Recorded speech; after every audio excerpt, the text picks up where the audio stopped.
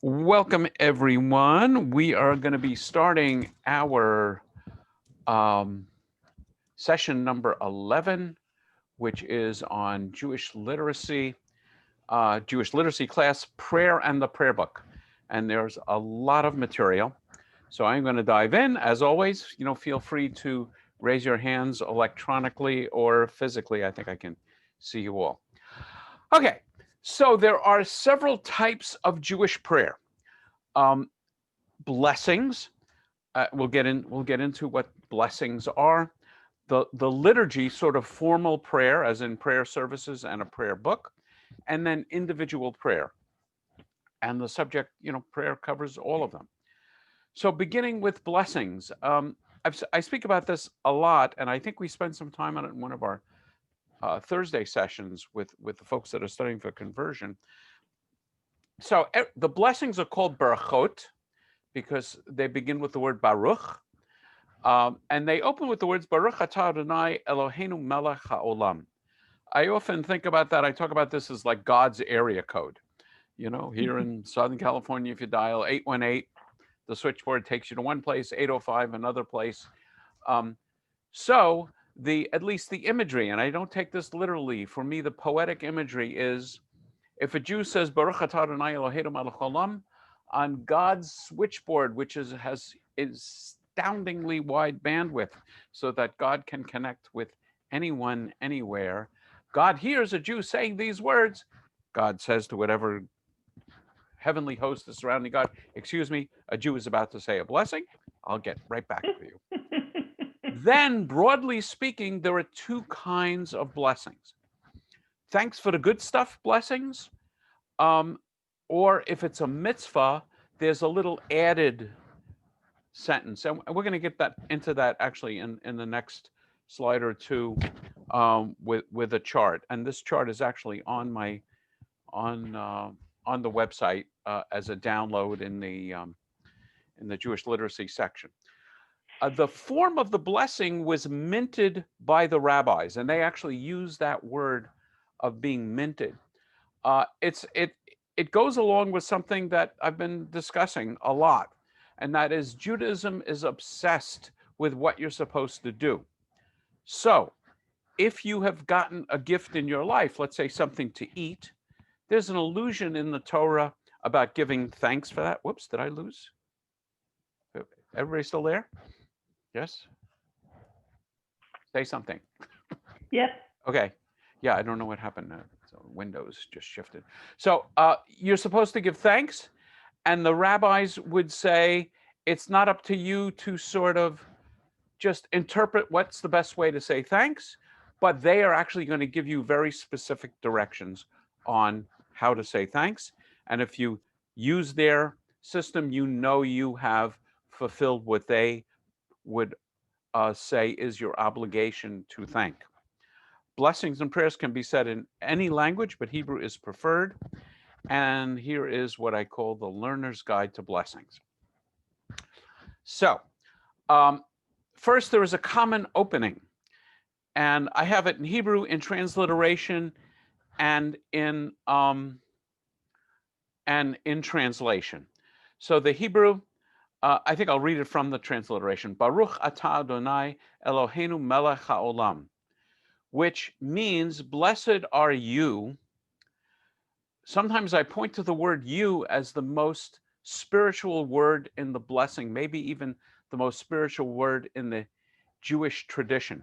Whenever we say a blessing, we use the word atah, which is you. What we are really saying, I know what's going on. It's an admit thing. Oh, sorry about that. Hang on, that was the problem. I heard a little bell, and let me just double check. Okay, everybody's here. Okay, whoops. Okay, that's annoying. So what the rabbis are really saying is, when you say this blessing, you are bringing yourself into God's presence with the word atah. And then this word is Yud He Vav He in Hebrew. It's God's actual name, We don't know how to pronounce it. Scholars would say it's probably Yahweh. It's often when you read it, typically you read the word Adonai. Adonai is a Hebrew word which means my Lord. And sometimes you might see the word Lord. In fact, in most Bibles and prayer books that are not gender sensitive, I'll say a little more about that. You will see, blessed is the Lord, or blessed are you, O Lord, or something like that. And very traditional Jews won't even say Adonai, or certainly not Yahweh. So they will use the phrase Hashem when speaking about God. And the word Hashem literally means the name. So they're saying, instead of actually saying God's name, they say the word in Hebrew, the name. Our God, King of the universe. And then you have two different kinds of blessings. Let me just make a note. You have two different kinds of blessings: a thanks for the good stuff blessing and a mitzvah blessing. So if you're performing a mitzvah, now let me see if I can, oh, David's coming in. If you're performing a mitzvah, then you add another phrase. That phrase is Asher Kidshanu B'mitzvotav Vitzivanu, which translated reads, who has made us holy with his commandments. I'm translating literally. I am not trying to be gender neutral here, because the Hebrew is not gender neutral. Hebrew is a gendered language. You can't get away from it. Who makes us holy with his commandments and commands us to. And then, as you'll see, as we enter into a specific mitzvah, we're going to recite what mitzvah God is commanding us to do. So we said, for example, I will just click to the next page. When we, I thought it was study of Torah. This is the blessing number 9 here that we said when we started our session. And typically Jews would say it before starting any study session. Asher Kiddushanu b'mitzvotav, who has made us holy with his commandments and commands us la'asok, let me do it here, la'asok b'divrei Torah, to occupy ourselves with words of Torah. And yeah, I often kind of joke about this and say, you say this so you get your frequent mitzvah points. You know, if you fly in an airplane, you want to get your frequent flyer miles, you've got to let them know what your frequent flyer number is. So the question is, if you're lighting Shabbat candles, are you lighting candles simply because you like candles, or are you lighting candles for the sake of the mitzvah? By saying the blessing, this reminds you, and you could say God, as if God needs reminding, that you are doing this for the sake of the mitzvah. So that's a mitzvah blessing. If it's what I call a thanks for the good stuff blessing, such as having some bread, after the opening, Baruch atah Adonai Eloheinu melech haolam, you add a phrase which describes the thing you're thanking God for. Hamotzi lecha min haaretz. Here you're actually blessing God, the one who brings forth bread from the earth. So let's just say together. I know on Zoom it'll be a little crazy, but let's try the opening. We'll go through the mitzvah opening. Baruch together. Baruch atah Adonai Eloheinu melech haolam asher kidshanu b'mitzvotav vitzivanu. And then, as I said, if you were studying Torah, you would say la'asok b'divrei Torah. So if you say the motzi, the one we just covered, which is brings forth bread from the earth, the rule in Judaism, there's rules for everything. That covers every kind of food so long as you have bread with it.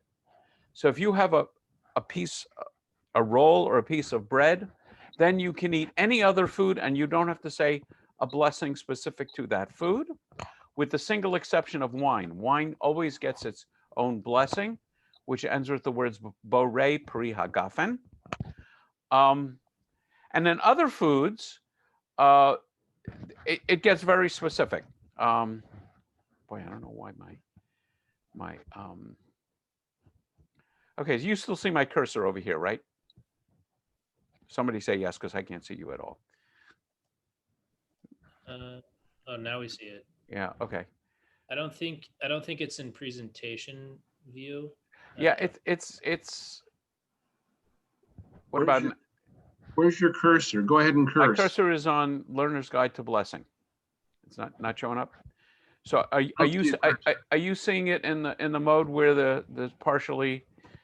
Yeah. You're not in slideshow.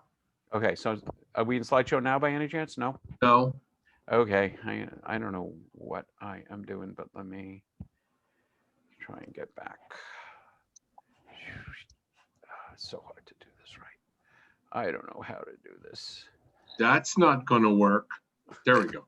Okay, let's see if I can do this down there. All right, we'll see how this works out. Okay, so we're not in slideshow now, right? Right. Whoops. I think you're just gonna have to scroll down. This Okay, works. yeah, no, but yeah, this is not a problem. I can Yeah. work with this. Okay, so Learner's Guide to Blessings. I don't remember where I was. So you now see the screen with the cursor? Yep. Yeah, Hagafen, yeah. Okay. Yeah. Hagafen. Yeah, I'm having trouble. Okay. See the skirt? Yeah, we see the Okay. cursor moving. Okay, great. There's a separate blessing for fruit that grows on trees, for things that grow in the ground, and there's an all-purpose blessing. You don't have to worry about this. I often joke, it's not going to be on the test. Somebody actually asked me the question. I should have reassured you there is no test. But there is an all-purpose blessing. So if you're having some water, you would say, Baruch atah Adonai Eloheinu melech haolam, shehakol nihiyeh bidvoro, whose word caused everything into being. But it's not just about eating. There's other good stuff. There is a blessing for witnessing natural phenomenon, which strike you as a blessing. And this one changed my life in terms of rewiring my brain to be in a more spiritual mode. And what I mean by that is I had a lesson about this a long time ago. And the lesson was learning the blessings, and my Hebrew skills were pretty much non-existent. So I decided I'm going to memorize this one, because in a broader sense, everything is a natural phenomenon. So whenever during the day I noticed I was being blessed, I would say this blessing. The ending is Osei Ma'aseh V'Reshit. So let's say that together. Baruch atah Adonai Eloheinu melech haolam Osei Ma'aseh V'Reshit. And here is the particular spiritual discipline I adopted. Whenever I notice something, particularly in nature, a beautiful sight, even my child, a puppy dog, a butterfly, pretty much you name it, whenever I noticed a gift like that, I would say this blessing. And I would say it out loud. It's not just, I wasn't just thinking it, I would actually say it out loud. And what I discovered by the end of the day was that as I sort of put my head down and spent a few minutes thinking about what happened to me on that given day, I realized how many blessings I had in my life. Most of us are inundated with blessings if you notice them. So the trick here is noticing them and being thankful for them. And I believe this is Judaism's secret of happiness. Be noticing when good things happen and being thankful. I'm not going to take the time, but there's a very long blessing you say after you go to the bathroom. And it causes you to notice that everything worked. And the blessing is actually quite graphic in terms of describing things that are supposed to open from time to time and things that are supposed to stay closed. And if they fail, you're in deep trouble. Erwin, you have your hand up. Yes, I would like to ask you that when we studying the Torah and we saying the blessing, why are we saying a different blessing when Saturday morning we that's a great question. open up the Torah? Yes. So they're both mitzvot, But the blessing, what Erwin is referring to, and we will kind of fly through this. I'm going to fly through Sabbath service in the prayer book. In the synagogue, when you ritually read from a Torah scroll, there is a different blessing, because that's a unique activity. Reading from a Torah scroll in the congregation is very different than what we're doing now, or even, I mean, I would say the blessing for study of Torah, even if I pick up a Jewish book and I start reading it on my own. And there's also, as you know, Erwin, a blessing you say after being called to the Torah in the synagogue. That's an excellent question. We have a wonderful blessing. I'm almost reluctant to, I can do this, make it a little bigger. A wonderful blessing called the Shehachianu, which is a blessing we say on special events, new clothes, furniture, seeing a friend after a lapse of 30 days, a holiday. It's, generally speaking, our all-purpose reaching a good moment blessing. And I say it at a wedding, always has the same opening. Remember God's area code? Then Shehachianu, V'kiyamanu, V'higianu, Lazman Hazeh. And I am going to be making a PowerPoint vocal file with these. I don't know if, I'll ask you in a little bit if any of you have tried the one I posted online. So there's a blessing we say for lighting Shabbat candles. It's the mitzvah opening. Baruch atah Adonai Eloheinu melech haolam, asher kidshanu b'mitzvotav v'tzivanu. And then lahadlik ner shel Shabbat, which means to light the light, actually it's singular, of Shabbat. And if it's Hanukkah, we would say Hanukkah. We talked about number 9. Before putting on a prayer shawl or talit, that's a mitzvah. The end of it is lehita teif batzitzit, which literally means to wrap yourself with fringes. And I would say there are about 20 or 30 of these minted blessings. There are blessings for seeing a particularly beautiful person, for seeing a particularly strange looking person.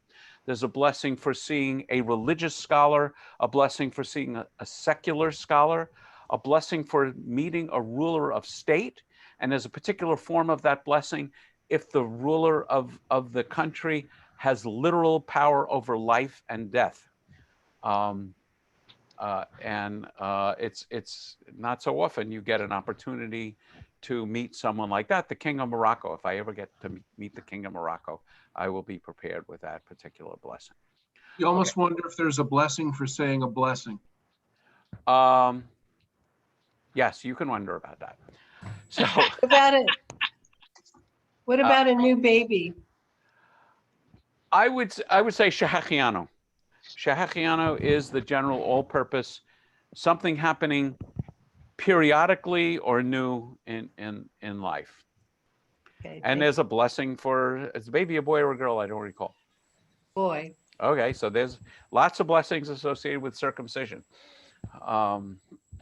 which is a mitzvah, which is a commandment. They're going to do it Okay. That's online. Online. Hopefully some of it will be in person. Otherwise we will have Yes. created brand new ritual. Okay, so I want to talk now. So that's the blessing section. Any questions about blessings generally? Okay, so I want to move to the subject of liturgy.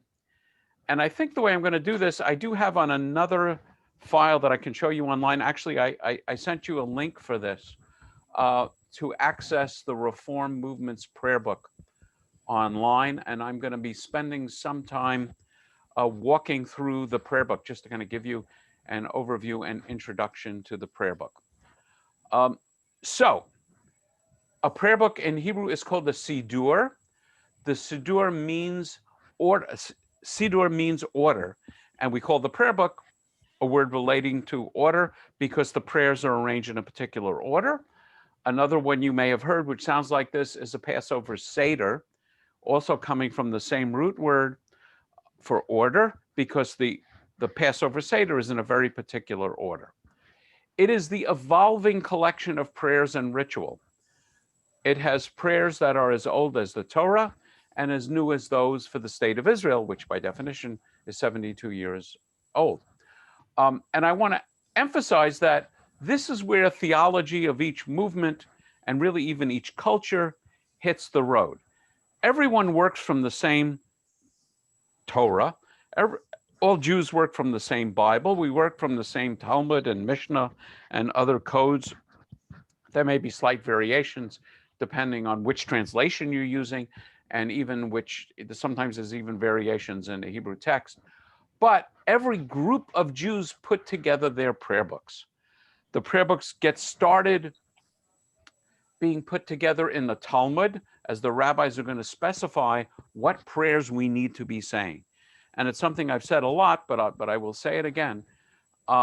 In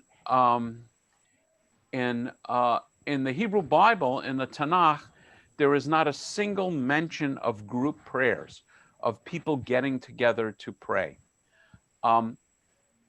The idea of getting together to pray only occurs after the temple is destroyed. I'll say more about that in a moment. So there are, the Ashkenazim, even in the Orthodox world, Ashkenazim have their own prayer book. The Greek Jews will have a prayer book. The Italian Jews will have a prayer book.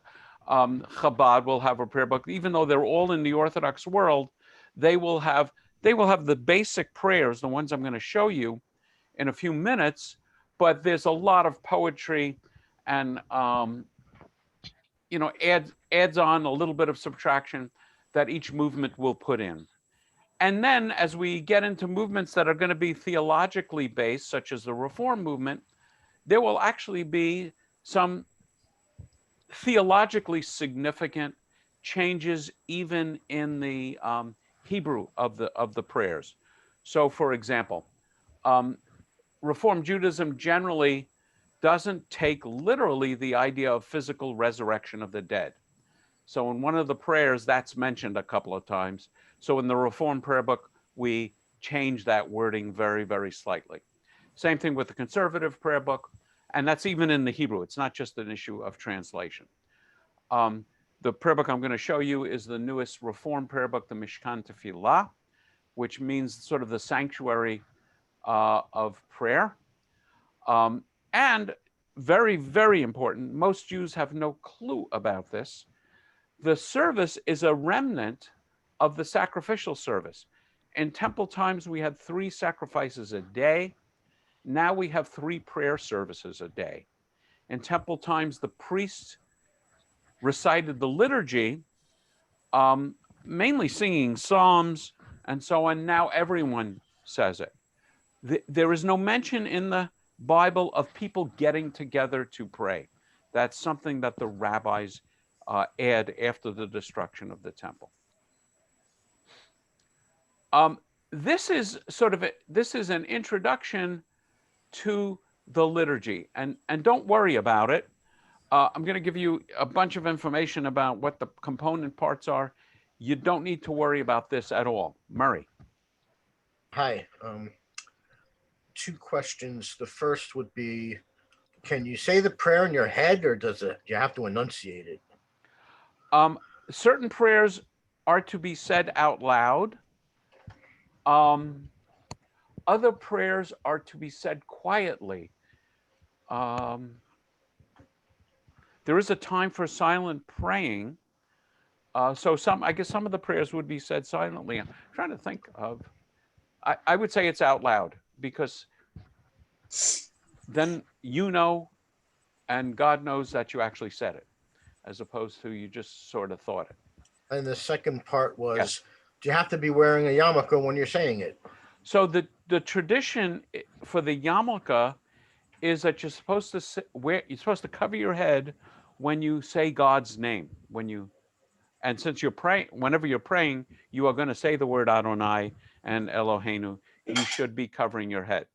And one of the reasons that traditionally Orthodox Jews or very observant Jews would wear a yarmulke all the time is every time they see a beautiful sight, they're going to say Baruch atah Adonai Eloheinu melech haolam oseh ma'aseh v'reshit. When they see a fragrant bush, they're going to say that. They eat a grape, they're going to say this. They drink some water, they're going to say that. All of them require a yarmulke. So rather than taking it on and off dozens of times a day, they would traditionally wear it. Um, I've seen during a service where people who would be wearing a tallis would put the tallis over their head too. Is that? Yeah, so we're going to talk about the Amidah. So there are certain prayers where people really want to focus. So putting the tallis over your head is not a matter of Jewish law, but I love doing this when I'm a civilian in a prayer service. I love wrapping myself in the tallis, and then I feel like it's just me and God. Rachel. I've heard somewhere that even if you know the prayer by heart, that you should look at the Hebrew words and say it. Is that true? Yeah, where I have heard something similar is if you're, let's say you're called to the Torah, and you're called to say the blessing before and after reading the Torah. They would say, they would say, read it from the sheet or from the prayer book to avoid the impression that you're showing off. It's not so much that you need it, but it's a matter of modesty and not embarrassing people that don't know it. So I would say that my understanding is that's the issue. Okay, thank you. You are welcome. I heard that it's intention that you do it. And if you watch Cantor in Temple, he always looks at it. I feel I've watched him do that. When I know he knows. You mean it. looking at the sheet? Yes. Yeah. Or whatever he's reading it from. Yeah. So there is the idea of focusing and having intent, and that may be for him a way of focusing and having intent. As Murray asked, wrapping yourself in your prayer shawl may also be. So here again is something which I would say very few Jews realize, and that is that the structure of every service is basically the same, every Jewish service, obviously. Traditionally, there are 3 services every day, morning, afternoon, and evening. But whether it's a weekday, a Shabbat, the high holidays, and so on, the structure is basically the same, with a few additions and subtractions and lengthenings and removals, depending on the time of the day and whether it's a prayer service. For certain prayers, for those of you who know the service, the Baruch Hu, the call to prayer, the mourner's Kaddish, the reading of Torah, a minyan is required. A minyan is a quorum. In traditional Judaism, I would say even many Reform synagogues, congregations, they would require 10 adult Jews in order to say these prayers out loud.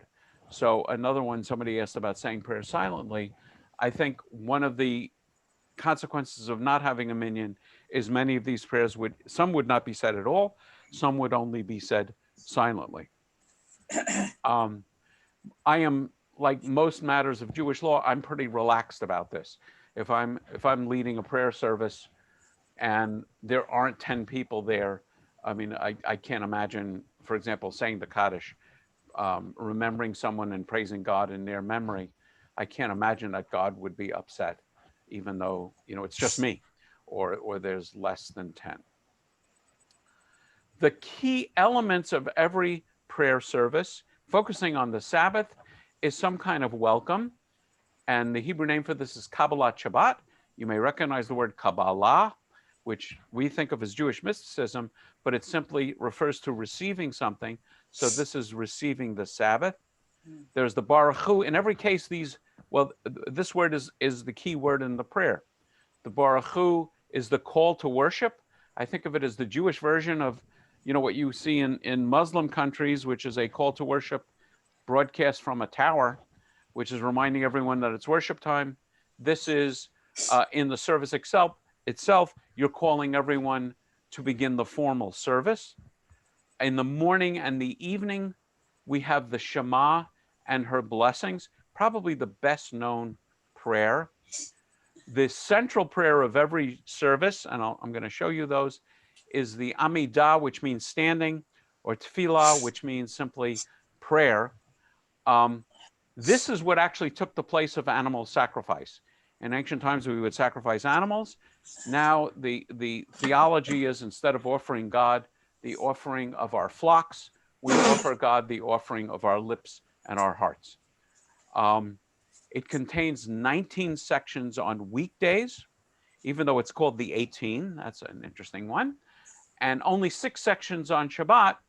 And one of the things that's going on here is the sections that we don't read on Shabbat, and I will, if we have enough time, I'll show you some of these sections, is where we ask God for things, whereas on Shabbat, we pretend we have everything we need, so there's no point in asking God for extra stuff. Another major element on Sabbath and holidays and Mondays and Thursdays, which were market days in ancient times, is a reading of a Torah from a traditional Torah scroll. And then the closing prayers are the Aleinu, which I will show you, and the mourner's Kaddish. Suzanne. This might be a stupid question, but I doubt it. Does your local temple actually have 3 prayers a day? No.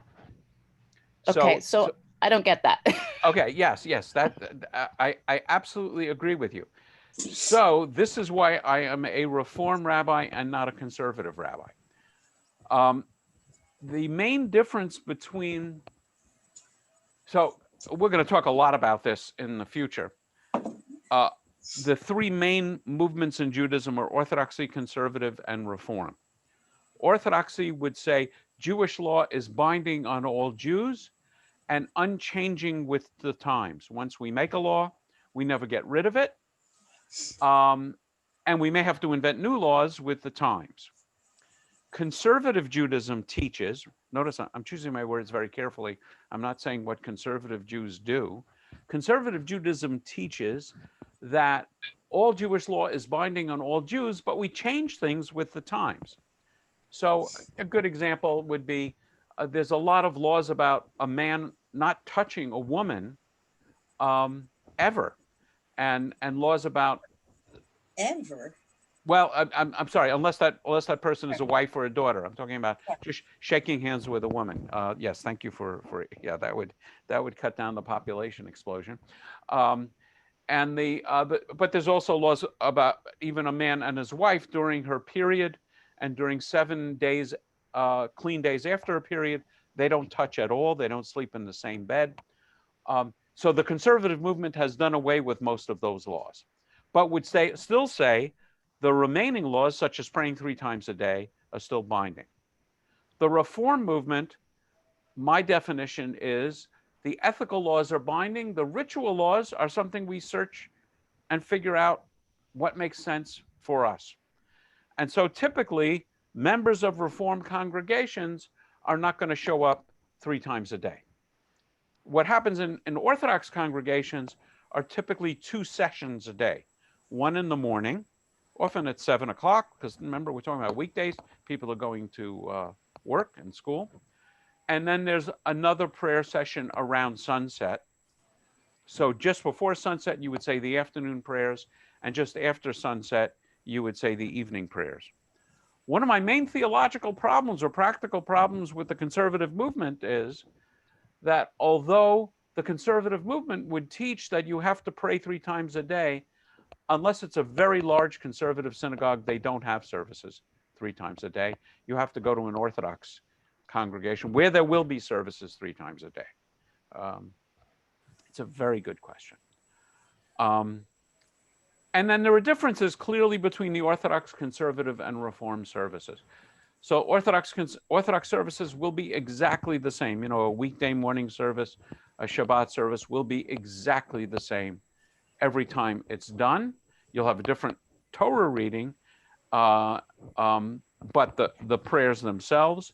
And then there's more flexibility in terms of using English and Hebrew in Conservative and Reform. And I would think a conservative service would also strive to include all of the required prayers, whereas in Reform, we feel like we have a lot more flexibility. So I'm going to fly through this structure because you can have it, you know, on the on the video if you want to come back and look at it, or even, you know, my website, you can download PDFs of this entire presentation. So typically, and these pages are pages in Mishkan Tefillah. So there is the welcoming session. And what you have here is, there are two different Friday night services, so that's why I have two different sets of page numbers. I'm sorry, this is for Saturday and this is for Friday night. And so there are certain things that happen only on Friday, and there are certain things that happen on Saturday. Then there is a Reader's Kaddish, which serves as a divider to begin the service. And I don't know if you've heard me with this pun before. This section is the warm-up section. A very practical purpose for having a warm-up session is once you get to this part of the service, you need a minyan. And I know this is going to shock you, but not everybody shows up on time. So you have a bunch of psalms and prayers and readings and songs and stuff that you can do without having a minyan. And then depending on, you know, which service it is, it may be a half hour. Sometimes if you're really doing everything on a Saturday, maybe 45 minutes in, now you're ready to start the service. And the other thing, I call this forepray. Namely, you just don't jump into a deep relationship, a deep, intense relationship with God or anyone else without you both getting warmed up. So this is the opportunity to get warmed up. Then we have the Shema and her blessings. And I'm going to show you this in the prayer book. So just know the structure is on this page if you want to come back to it. And then the next section is this Tefillah or Amidah, 19 sections on weekdays and 7 on Shabbat. And this is just a list of the different sections. Then there is silent prayer. So the answer is yes, there is silent prayer. My approach to this is to pray quietly and pray the prayers of my heart rather than the prayers of a prayer book. And that was the purpose of it. But the rabbis didn't trust us to do a good job of that, so they actually composed the suggested silent prayer if you're at a loss. And then if it is a service where we read Torah, there would be a Torah service, and then every service ends with Aleinu and the Mourner's Kaddish. Murray. One of the first things I noticed in the service over here with Temple Concord, which is a reform, even something as basic as the Shema had a different tune. They didn't say it the way I was used to. They had a new tune. So yes, is there a certain way you should be saying things, or? The answer is no. It's the custom of your congregation, and in many congregations, now I'm really talking about Reform, the custom of the congregation might be to have different musical renditions of different prayers every week. You know, if the cantor is imaginative, and there are classic compositions for most of these prayers. But even in the Orthodox world, I would say in the Orthodox world, they wouldn't vary it week to week. But believe me, and I've mentioned several times, my wife is from Morocco, and I've been to prayer services in Morocco, and the melodies are very different in Casablanca than they are in Camarillo. Suzanne. So is all the stuff that's in English in here the silent prayer? I don't understand the question. So there will be a block where there's Hebrew on one side and English on the other. And then there will be like a paragraph in English. And at the end it says, Baruch atah Adonai Hamariv Arabim. Yeah, I'm going to show. So is that supposed to be, that block that's in English supposed to be a silent prayer? Or do people actually read all the text? No. I'm going to introduce you to the page and the way it's laid out and how it works. It's a great question. So I am going to, just to make the presentation a little easier, I'm going to go to the next section on individual prayer, and then I'm going to come back to the prayer book. So as I mentioned, individual prayer can take many forms. One is just talking to God. Yeah, I have that, some notes on that. And listening for an answer. Remember, the word Shema means listen. So talk to God, listen for an answer. Meditation. Those of you who know something about meditation probably know more than I do. But meditation is a traditional, definitely a Kabbalistic or mystical form of prayer. Another one is contemplation.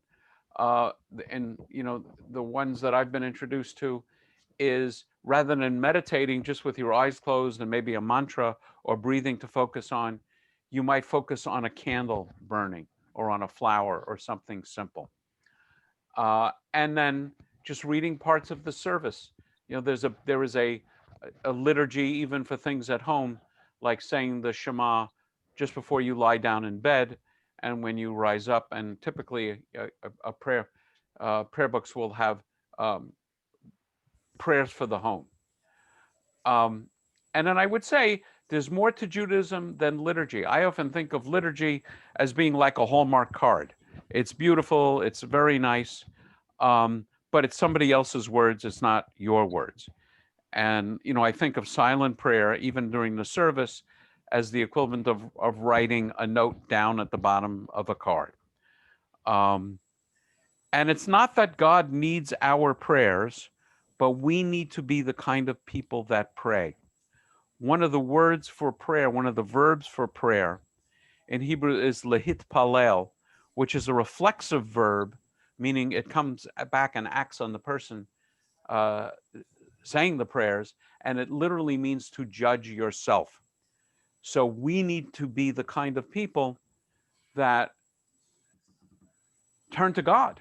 And because of Judaism, turning to God requires us to be in community. You will hear me say a lot that you can be a Jew by choice, those of you studying for conversion, but you can't authentically be a Jew by self. You need your Jewish community. My recommendations for individual prayer is to set a regular time for prayer. Morning and evening Shema is a perfect starting place. And here's the trick. Don't let your scientific, logical, left-brain doubts about God, which are perfectly reasonable and okay, to interfere with your prayer life and your relationship with God. I like to think of it like this, and forgive me if I've given you this image before. Imagine you're remembering that time when you met the love of your life, and you're dancing with the person, holding the person, caressing the person, and it's just magic. The chemistry is flowing. Everything is working amazingly wonderful. And you're in the midst of this, and then all of a sudden you start wondering, what is really, the biochemical and neurological basis behind the attraction I have to this person? Is it pheromones? Is it, some other kind of chemistry? Is it simply the Darwinian need to reproduce? And it's a very interesting subject. And meanwhile, the person you were dancing with before is off looking for somebody else to dance with. So my point is here, I love theology, but there's a time to think about theology, and there is just a time to pray. And don't ask yourself, or if you do ask yourself, is there a God? Is anybody really listening? You got to kind of push that part of your brain to the side and say, I'll get back to you. There is really just a time to pray and communicate with God. And it's something that has to be done. It's not just something that's learned from books. I came across this wonderful statement. There was an intellectual youth who felt he could learn everything from books. He read about the stars and became an astronomer. He read about history and became a historian. He read about swimming and drowned. So you actually have to do some of these things rather than just read about them. I often think that theology is to prayer as a menu is to eating a meal. I love theology. I love reading it. Menus are interesting, but the thing, that's really hits the taste buds is eating the meal. And, don't just sit there, pray something. It doesn't matter where you are. It only matters what direction you're headed in. Do something do more, be consistent, and be blessed. So that's the PowerPoint. And now I'm going to switch to, this is, hopefully we will see it. Okay, everybody see where it says Mishkan Tefillah? Yes? Yeah. Okay, thank you. Yeah. So this is the link that I sent you. And because of the COVID crisis, the CCAR, Central Conference of American Rabbis, who's the publisher of this, made the link available to everyone for free. I didn't even notice it until I was preparing for this. You can find the sections of the prayers, you know, along here. So if you were looking for Sabbath evening, you just click there and it takes you right to the Sabbath evening. And I'm going here for the front matter. So the thing I wanted to point out here in the beginning, it gets a little dizzy, is the table of contents. I wanted to give you a sense of what is in this prayer book. And this prayer book is a big one. This is the physical prayer book. They also sell a much smaller one, which is only for Shabbat. But this has more, and it's actually not that much more expensive, but it is heavier. So I want to give you a sense of what is in a prayer book. So you will typically find first prayers for the weekdays, and there's a prayer for the evening. I'll just, well, I can actually enlarge this, I think. Yeah, whoa, no, it's going to get crazy. Okay, so there's a prayer for the evening. Oops, where's my cursor? Oh, yeah, evening. A prayer for morning, an afternoon prayer. And then the tefillah, that's that central prayer, which is part of every service. And because it's the same prayer, morning, afternoon, and evening, they just have it in here once. And then if you don't have a minyan, I'm not going to dwell on everything in this. There is something you say instead of saying that prayer. And then if you're reading Torah, there's the prayer for the Torah service and a prayer for the community. If it's Shabbat, they're going to begin with the Erev Shabbat, or the evening, Friday night. And I'm going to go through some of these prayers in the prayer book. So there's readings for welcoming people, for lighting candles, for saying the Kiddush, the blessing over the wine that welcomes the Sabbath. There's some songs. There's a special section of this warm-up prayer, warm-up section for welcoming the Sabbath. And then they have an evening service. And then there's a morning service. And if you want something slightly abbreviated, they even give you a second evening service and a second morning service. And then a service for Saturday afternoon, a service for reading the Torah, and prayers for the community. And then for festivals and sacred occasions, these are holidays, Passover, Sukkot, Shavuot, basically the same idea, but they will have slightly different inserts and readings, but the structure is exactly the same. And then for other significant holidays like Yom HaShoah, which is Holocaust Remembrance Day, Yom HaZikaron, which is Memorial Day in Israel, Yom HaAtzmaut, which is Independence Day in Israel. There are certain additions that are in the service. These are liturgical. So the Hoda'ah is one of the sections of this 19-section prayer. And Hoda'ah is the thank you part of it. It means thanksgiving. And on certain holidays, like Yom HaShoah, Yom HaAtzmaut, Hanukkah, and Purim, there's an insert. On certain holidays, we read the Hallel, we count the Omer. I'm not going to get into it. We wave the Lulav. There's Hanukkah blessings, Purim blessings, Yizkor, which is a memorial service, Aleinu and Kaddish. And then there's prayers for the home and the synagogue, a blessing for your children, blessing another person. I'm sorry, blessing another person, blessing your children. The Saturday morning Kiddush, blessing over the wine, and a festival morning Kiddush. The Motzi is the prayer for bread, And then there's a traditional blessing you say at the end of meals, not so much observed in the Reform because it's actually quite long, called the Birkat Hamazon. And then Havdalah is a small ceremony which we have at the close of the Sabbath. And then there's songs and other material. Any questions so far? Okay, I'm gonna shrink this back down. Okay, so I'm gonna fly through this. I just want to show you. I have a question. Yes, go ahead. Sorry. No problem. Normally in the service, there's a lot of skipping around, and I was just wondering, why is it not that you just read straight through? I mean, it's, go to page 531, I'll go back to page 267, and Okay, so it's a let little me. confusing. Yeah. So let me ask: are you talking about using this particular prayer book? Not this one, but the Siddur that's at my synagogue. Yeah. So there's a couple of things going on.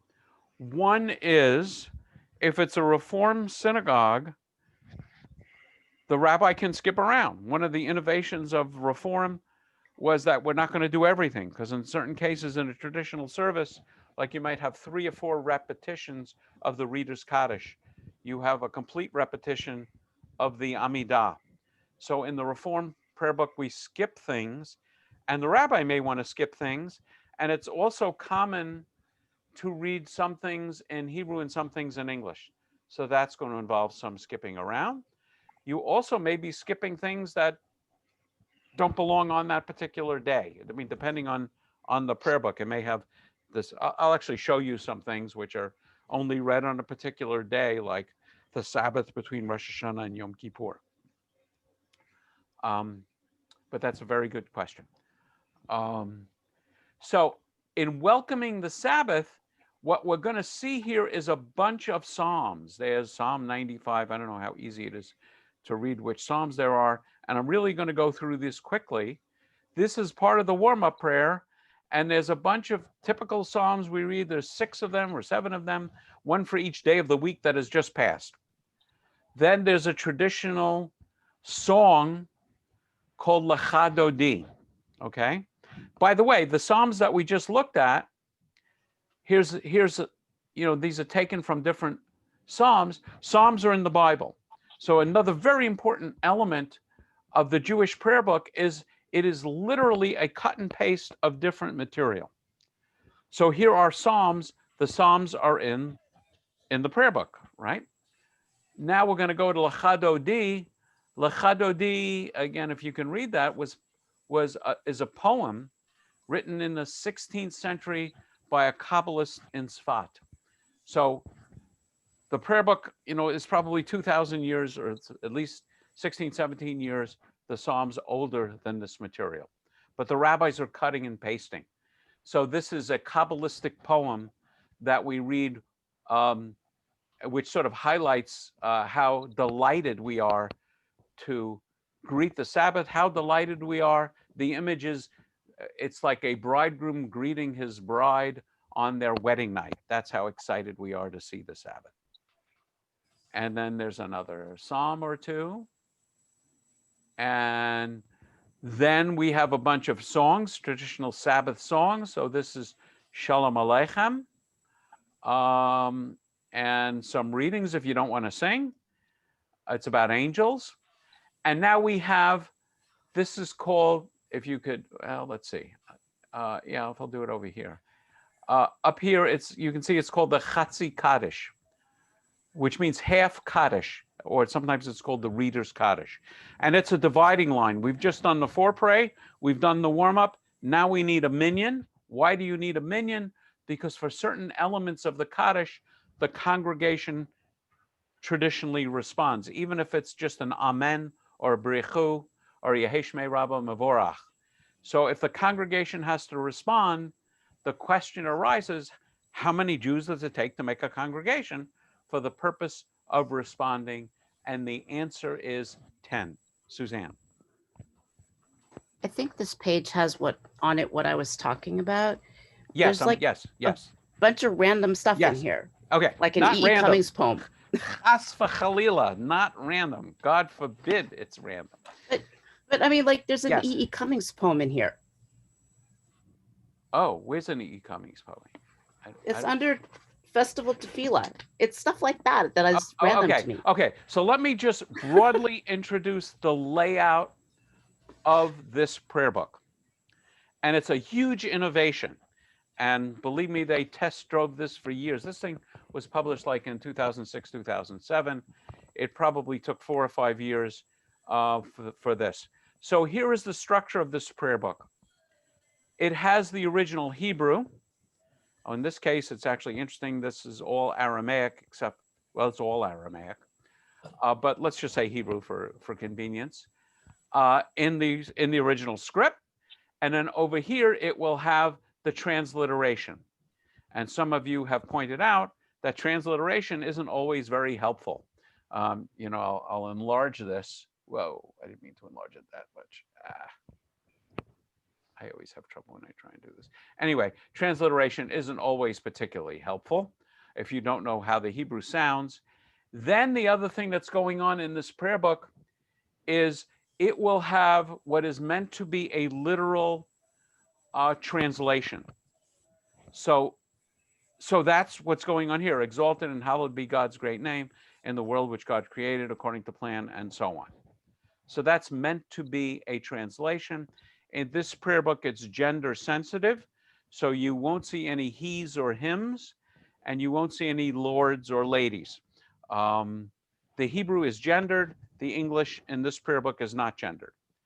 Now, on this side of the page, you will have one or more poems, prayers, readings, which are along the same theme as the Chatzi Kaddish. And this is going to get into Murray's point. If you were using this prayer book, when I, have services from this prayer book, I will have, let's see, I don't know if you can see it because I know my picture is down. I'll have lots of sticky notes saying, read this, don't read that. And then the next time I do the service, I would just move the sticky notes around because I don't want to do the same thing every time. So one time I might do the Hebrew, another time I like this reading. I might do that. If I'm in a little bit of a hurry, I might do this reading. Murray. So what we're looking at is an electronic version of the prayer book. Yes. And okay, because I had always thought about these, so I guess they are real. And I guess the only addition that I would add is if you have insert hyperlinks into it, then you could immediately go to the next section, maybe. Okay, I like physical prayer books, but each to his own. And I'm not sure why. I mean, these are hyperlinks over here, right? Are they? Oh, okay. Yeah. I don't know what this is. Okay, yeah. So It's new to me. yeah. So actually, and so if I wanted to go to the Torah reading, I don't know if you can see this. It says Siddur Kriyat HaTorah, service of reading of the Torah. And if I just click right there, now I'm at the service for the reading of the Torah. If I go back to Sabbath evening, now I'm back to where I was. So really good idea. And we did it. And I didn't even notice it until I was preparing for this class. So that's the signal we're starting the service. The first thing in the service is called the Baruch Hu, and it's a section of the service called the Shema and its blessings, Shema Uvrotecha. And so the traditional way of doing this in the service, often, or in this prayer book, they give you a little bit of choreography. Again, I don't know that you can read this down here, but it says for those who choose, which means we have no idea what your rabbi is going to do. But here's a traditional approach. The group leader at the word Baruch Hu, the call to worship, bends the knees and bows from the waist, and at Adonai stands straight. Baruch Adonai is the communal response wherein the community repeats the choreography of the first line. So if you're interested in that, that's helpful. So once again, here it is in the Hebrew. Here it is in the transliteration. Here's the translation. And instead of saying, praise the Lord to whom our praise is due, which you would find in an older prayer book, they're going to get out of dealing with gender by saying, praise Adonai. They'll just write Adonai in the English translation. And then here's two readings along the same theme. Then you have a prayer about creation. So we're going to have creation, revelation, and redemption. So in the evening prayer, the prayer is going to be about the evening. So it's, again, I don't know that you can read this so well, but it's going to speak about arranging the stars in their heavenly courses, rolling light away from darkness and darkness from light, transforming day into night, and so on. Blessed are you, Adonai, who brings on the evening. So typically, if we were doing this traditionally, the service leader, which might be a rabbi, might not be a rabbi, would read this whole thing, and that would be it. If you want to do the English, you read the English. And then this little end here, Baruch atah Adonai hama'ariv aravim, is called the Chatimah. It's the seal of the blessing. It's a one-liner which sums up the blessing. It is typically the last line in the blessing itself. Or if you're going to do it in English, either here, which is translation, and here, which is poetry, this prayer book has also put the Chatimah, the seal, at the end. And if you wanted to see this during the daytime service, now I've just made notes here. I don't know if you can see what I'm doing down at the bottom. I can jump to a particular page, in this case, page 228. So this is the Sabbath morning version of it. And it doesn't speak of stars and rolling away darkness and stuff. It's called Yotzer Or, which means creator of light. Yotzer Or V'rei Choshen, the one who creates light and darkness, creator of all the heavenly lights.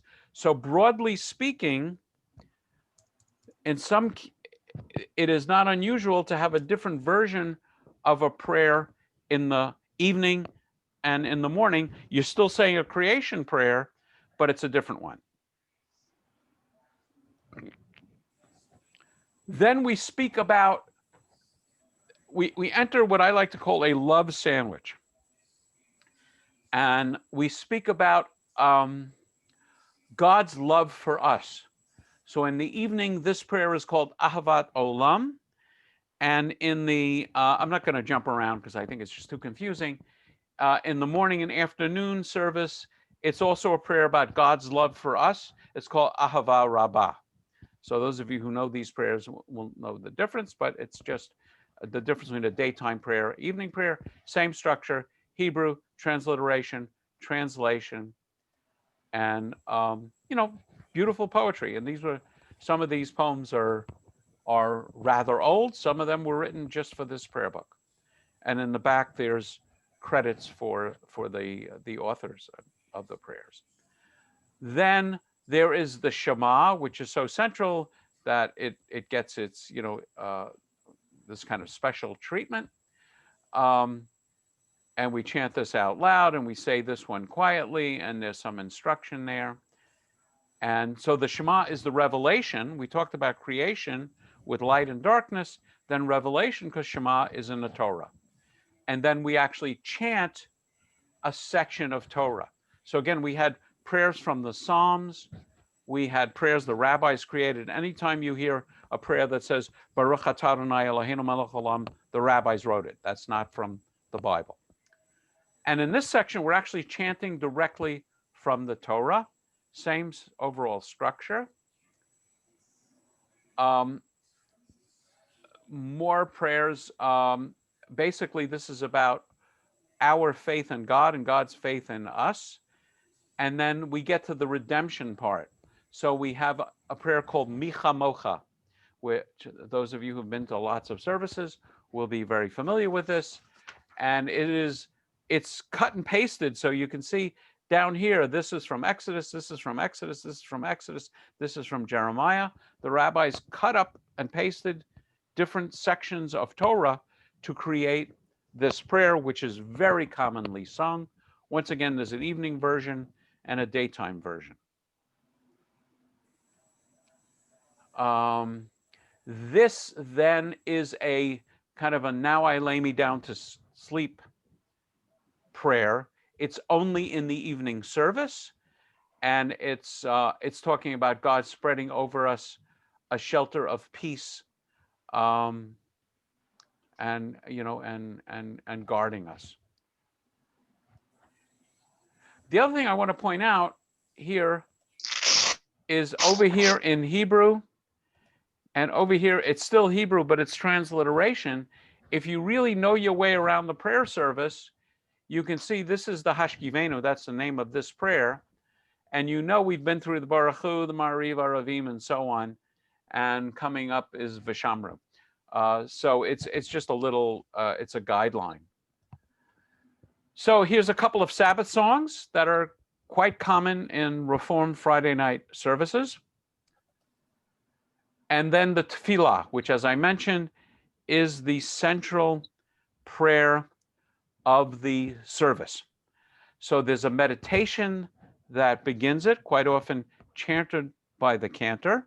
And again, same structure, Hebrew, transliteration, translation, and other readings. And then there's just sections of this prayer. So there's not so many sections here. I'll kind of jump through them quickly. This one is called the Avot, the Imahot, which we are speaking about our ancestors, the God of Abraham, the God of Isaac, the God of Jacob, the God of Sarah, Rebecca, Rachel, and Leah.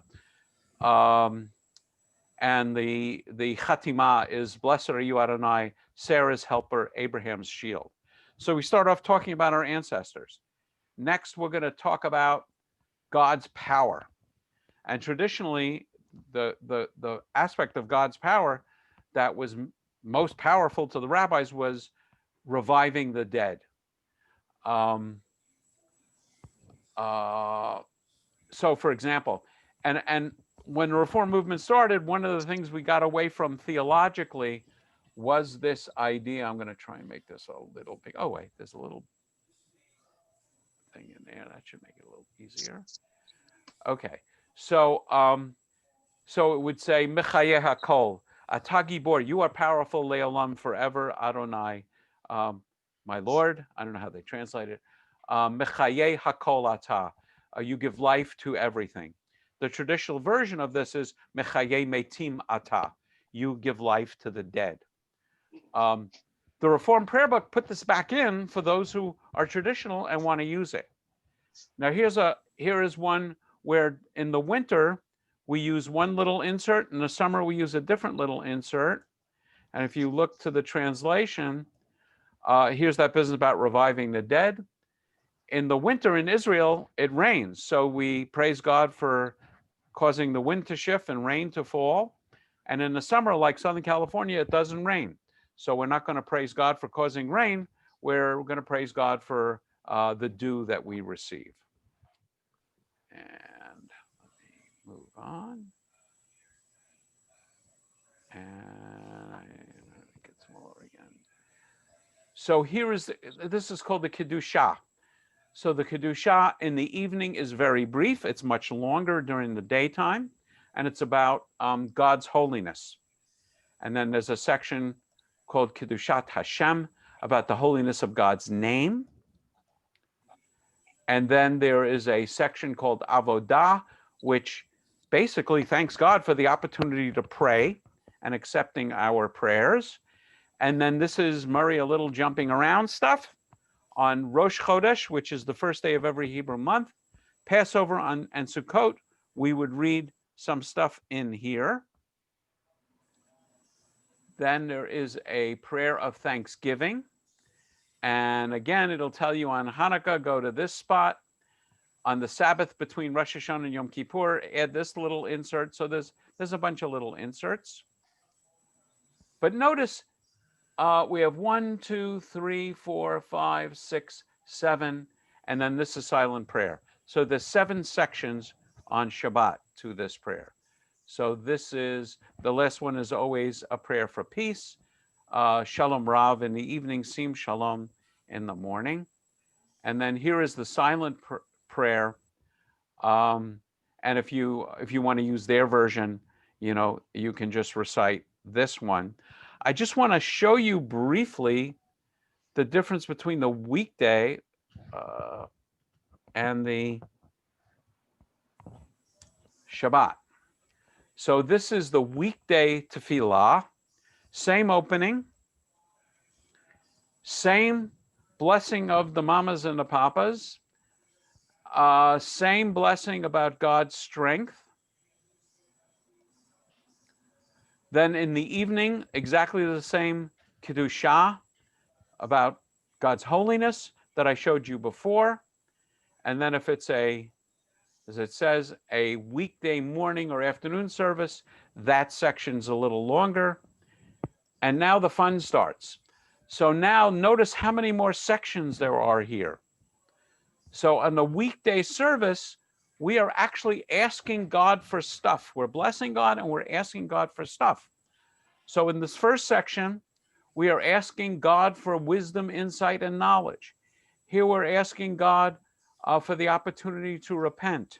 We're dealing now with personal intellectual. Here we're asking God to forgive sin. Here we're asking God, now we jump to the communal, where we're asking God for redemption of Israel. And if you don't want to read these traditional sections, here are other wonderful quotes from our tradition you can read. Then here is a prayer for healing. Blessed are you, God, who heals the sick. Now that we've dealt with our personal nature and our communal sort of healing and repentance and so on, we're going to address what we need to survive. So here's a section on blessing the years. It's really for a harvest. And then here is blessing God who redeems the oppressed. We thank God for loving righteousness and justice. We also want to make sure we have some bad words to say about the evil. And in a traditional prayer book, it's very direct who punishes and gets rid of evil people. The Reform movement toned this down and just said, "Blessed are you, Adonai, whose will it is that the wicked vanish from the earth." And some people think this is getting very technical. Remember, I said this prayer was sometimes called the Shemona Esrei, the 18, but there are 19 sections. And scholars believe this is the 19th section that was added late in the game. And they believe the rabbis put this in to get non-Jews out of the synagogue, because the non-Jews would understand we were talking about them, particularly the way it was stated back in the tradition, because the rabbis didn't want Jews and non-Jews worshiping together, but they had to be pretty subtle about it. The church fathers didn't want Jews and non-Jews worshiping together, and they were not at all subtle about it. We'll talk about that when I get to anti-Semitism.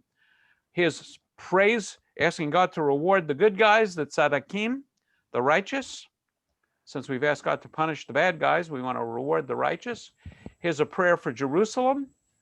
Here is a prayer for salvation and truth and justice.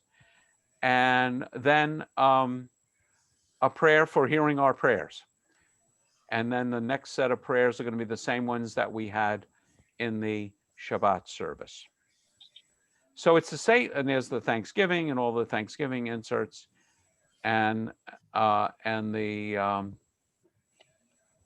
Birkat Shalom. Yeah, so this is the afternoon and evening prayer for peace, and here's the morning prayer for peace, and then the silent prayer. Okay, let me just take a breather, and there's a little more I want to show you here, but any questions? I have no idea whether this is helpful or not. Bryce.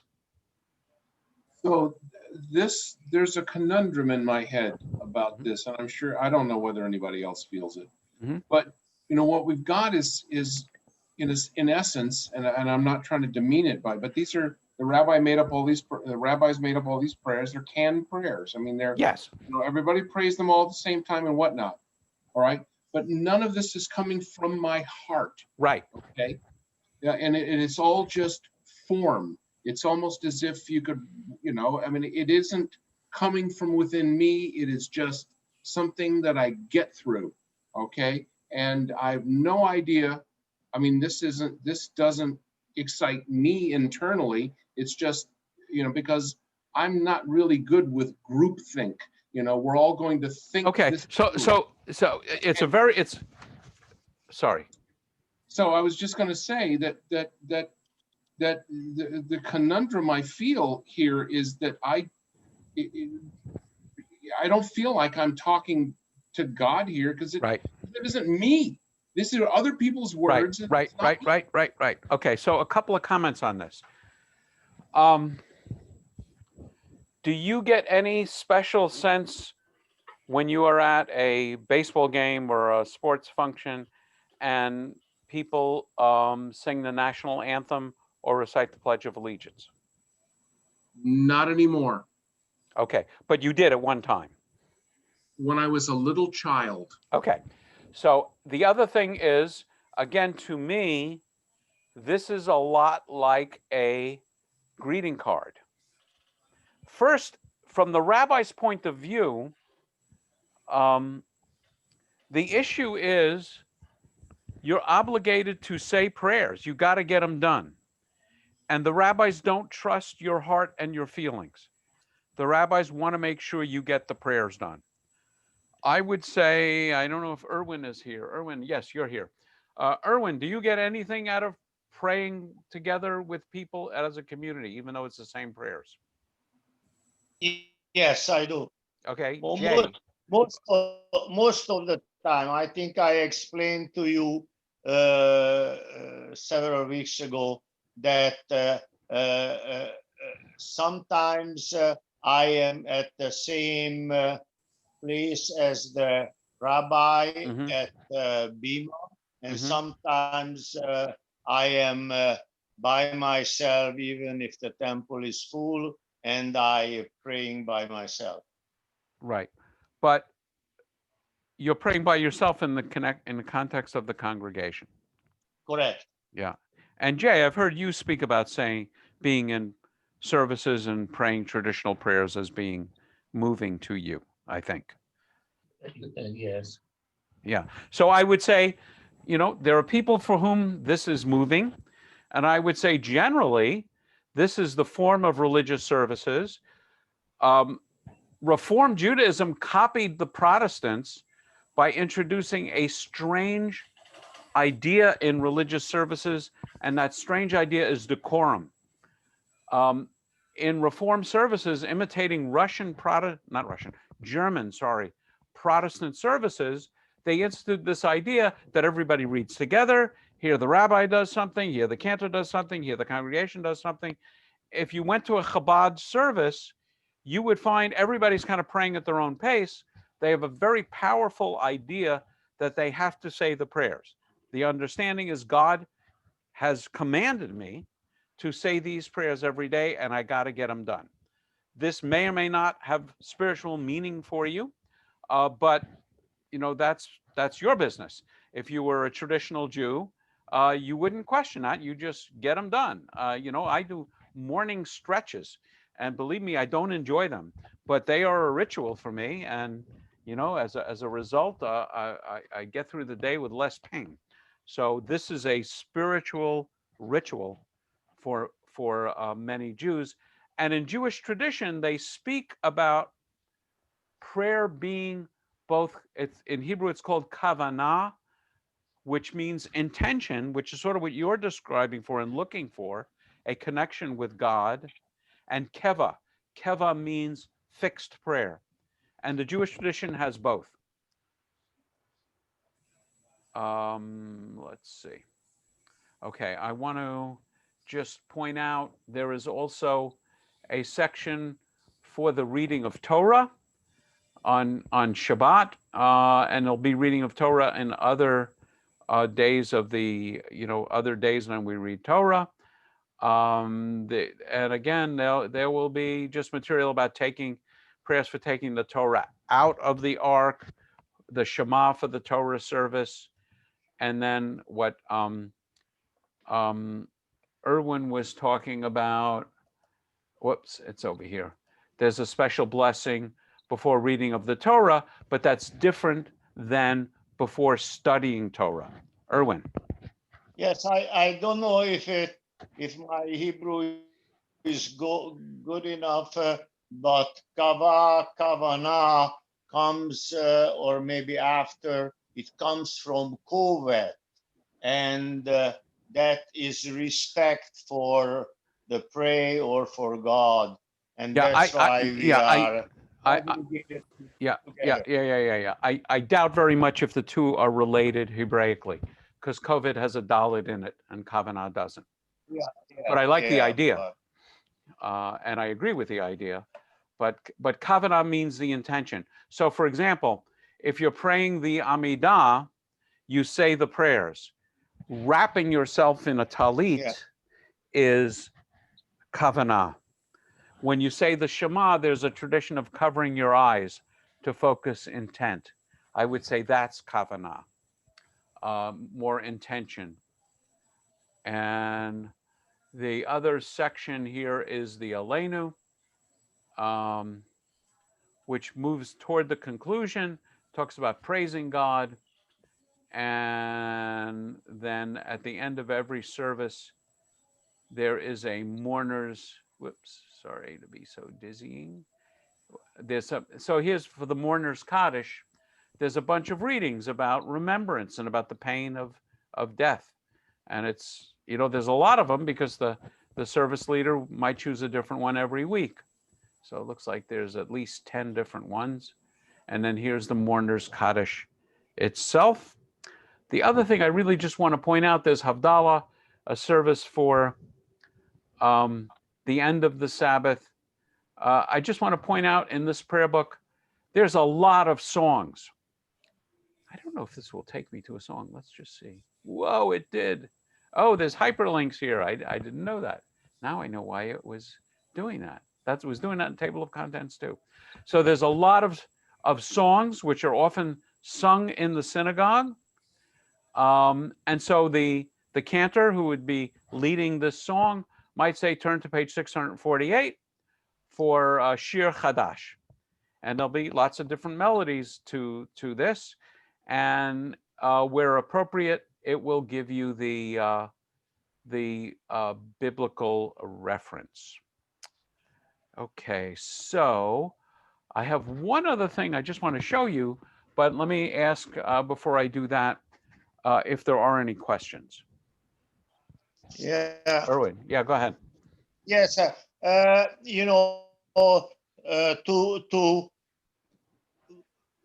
in some respect I agree with Bryce, but since I am forced to pray alone because of the COVID, I felt necessary to make my prayers more meaningful. In the Siddur, I changed the wording where most of them are we and us. I changed it to a singular, and it is more meaningful. And I would just point out, if you wanted to pray with a minyan, I have no doubt that you could find an Orthodox minyan online. But in how you call it, in the Zoom Friday night doesn't mean too much to me. Okay. It reminds me of the joke in a Jewish delicatessen. A bunch of people are having lunch or dinner, and the waiter comes over and, knowing his clientele, asks the question, is anything okay? So no matter what we do, there's going to be people who will have a problem with it. Any other questions? Yes, I got one. Okay. I got two. Okay. Number one, earlier in your discussion, you were talking about to say a certain prayer, you should have a yarmulke on. The theory is, whenever you mention one of God's names, or God, you should have your head covered. But I recall somewhere along your teachings, that you said that nowhere is it written that you wear a yarmulke. Yeah, actually, when I taught about Kabbalah, I talked about one of the rabbis saying he can't find the source of it either. So the answer is correct. We have no idea. I wouldn't say no idea, but we don't know what the source of this tradition is. But in the words of Tevye, it's a tradition. So it becomes part of, in Judaism, it is called the minchag, which means the custom of the place. So it has become a custom, but the Yes, custom in traditional Judaism has the force of law. it's a custom, but it is not written. Well, you can write it down in a book. It depends where it's written. Right on the inside cover. Exactly. The second part of my comes back to the Shemoneh Esrei. Having grown up in a conservative Orthodox synagogue, I'm sure that I have read the English translation from time to time. Mm-hmm. I get more out of hearing a cantor repeat the Shemoneh Esrei, which is what they do in the Mm-hmm. Orthodox conservative type synagogue. Mm-hmm. What I hear here, everybody rises. Mm-hmm. That's the way we were taught.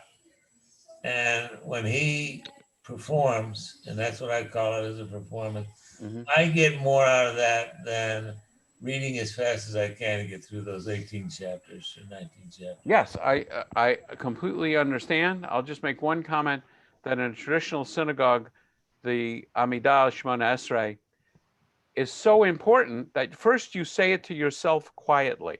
Right. And because it's so important, just in case you messed up somewhere along the line, after you're done saying it to yourself quietly, the cantor repeats it out loud, and you get to say amen at the end of every section. Right. Just in case you didn't get it perfectly, that's how important it is. Beth. Yeah, I just wanted to say that I've belonged to more than one Reformed temple where they do not wear yarmulke and talit. It's not a tradition to do it there, and they don't consider it necessary. So just know that that also exists. Yeah, so I would say in the Reform world, ritual practice is between you and God. And so because I know many Reform synagogues, several Reform synagogues, where the rabbi does not wear a yarmulke, a kippah, but does wear a talit. Because the reason for the talit is clear in the Torah. And it's written in the Torah, whereas as we were just discussing, the yarmulke is more of a custom. So this rabbi will say, I will obey the written commandment, but not just the custom. And there was a time, maybe 50 years ago, where Reform synagogues were consciously, I would say, against what they considered to be archaic or anachronistic rituals. So I would say at virtually every Reform synagogue I've ever been in, you are welcome to wear a talit and a yarmulke.